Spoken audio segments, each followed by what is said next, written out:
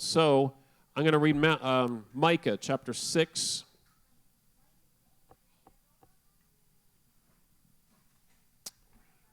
Just a couple verses in here. Micah chapter 6, I'm starting at verse 5.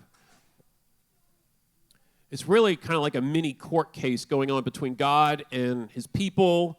The people were just like, God, you kind of hung us out to dry. They didn't want to change, and so they blamed God for the fallout of what wasn't working for them. So God has to keep reminding them of how much he did defend them and still calls them to a standard that's spirit. So listen to verse 5. "O my people, remember how now what Balak, king of Moab, consulted." King Balak consulted Baal. He actually sacrificed this satanic thing to Baal in order to curse God's people. Well, it wasn't working. There's something about being God's sons and daughters, folks, that there is very much a lot of protection that comes. And so God's using this to remind them, hey, I was on your behalf when all that was going down. You didn't even know what was going on.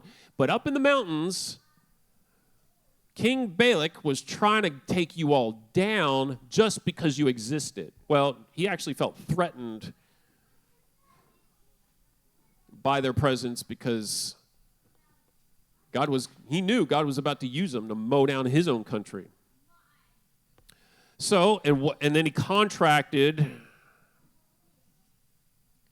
Balaam, the son of Beor, answered him from this particular moment of Shittim and Gilgal, that you may know the righteousness of the Lord. Now, what is the righteousness of the Lord? Here's the standard that we must hold beyond just morality. This is where we have to be in reminding ourselves as in our prayers and in our fellowship, this is what God's looking for. He has shown you, verse 8, "O man, what is good? And what does the Lord require of thee?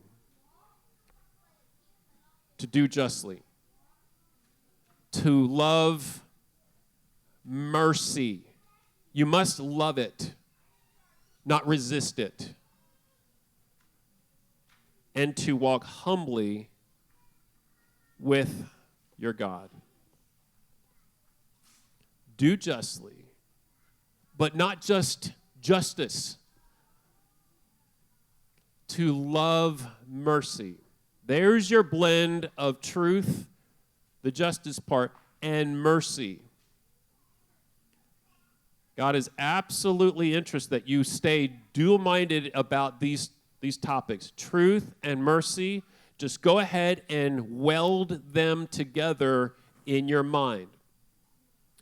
God, they are understood as separate principles apart from each other, but the only way they actually function is by welding them together. And when you recognize that they only fit together, then walk humbly with your God.